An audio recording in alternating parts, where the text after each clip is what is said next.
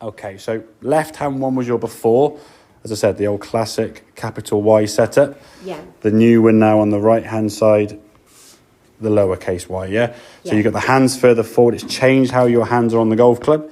We sort of look in there in terms of where your left hand now is sort of further over the grip. Right hand is a little underneath. I mean, ideally speaking, I guess sort of the nails on this hand probably a bit more kind of here rather than underneath there. That will encourage it going to the left a bit more as well, which you really want. But generally speaking, I'd rather see you in that position than this one on the left hand side. And talking about that flip that we were just mentioning, okay? Yeah.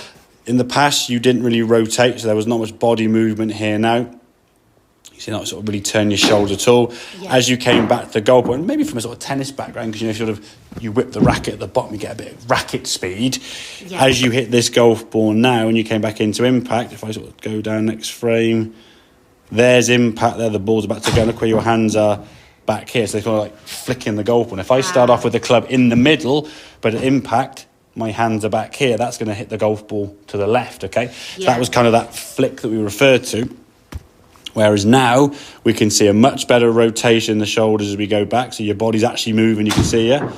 So your hips and shoulders are moving, so you're generating more power.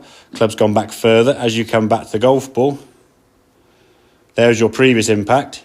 There's your new impact, okay? So the hand's now moving more. So this was one of your straighter shots, okay? Because the handle was slightly in front of the golf ball there at impact. You weren't having that flick. Now, it doesn't happen very often on your shots, okay? I know maybe 1 in 4 or 5 you do that, okay? Because it's almost like a need to try to hit the ball as hard as you've got to get the ball up in the air. Yeah. The problem was with this movement here, this is where your club would probably be hitting the ground, yeah?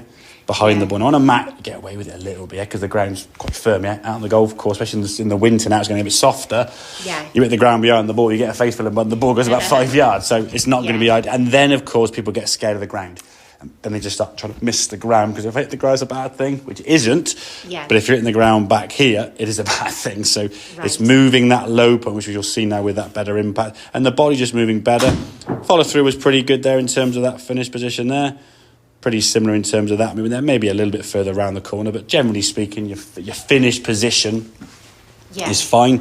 I guess obviously playing tennis, you kind of understand kind of how a racket would kind of go and follow through. Those are all kind of things that you do very naturally, okay? But for me, it's building in this sort of setup where you start off.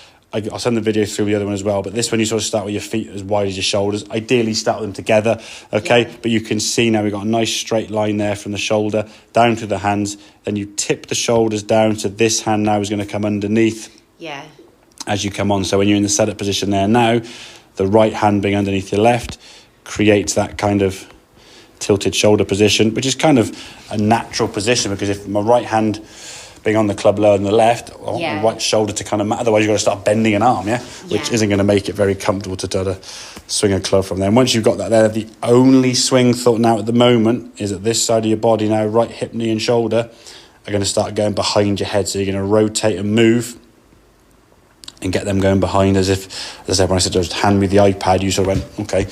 And most things naturally twisted. You weren't thinking about how to do that, you see. So you turned your body, and then from there we can just give it a good whack and then through. And then don't worry about anything else apart from that. If the club's going a bit, or the shots are going a bit to the left, I think just be mindful of the club on the ground. Sometimes you do close the club or turn it into the left. Other than that, just focus on that setup, dialing that setup into the point where, I guess in a month's time, you can't not do it right, because you've done it so many times, So grip, club, boom, boom, boom, there, boom. Just do it so it becomes something you just do over and over again. And then swing thought currently is get the engine, get the body to move on the way back. So is it just handing something to someone to your right? The follow through do end naturally, so I'm going to worry about that to start with, okay? So just get that first movement, okay, with the body moving, and then, just hitting balls and practicing it in the garden just to get that feel over time. Okie dokie. Very, very good. Well done. Right.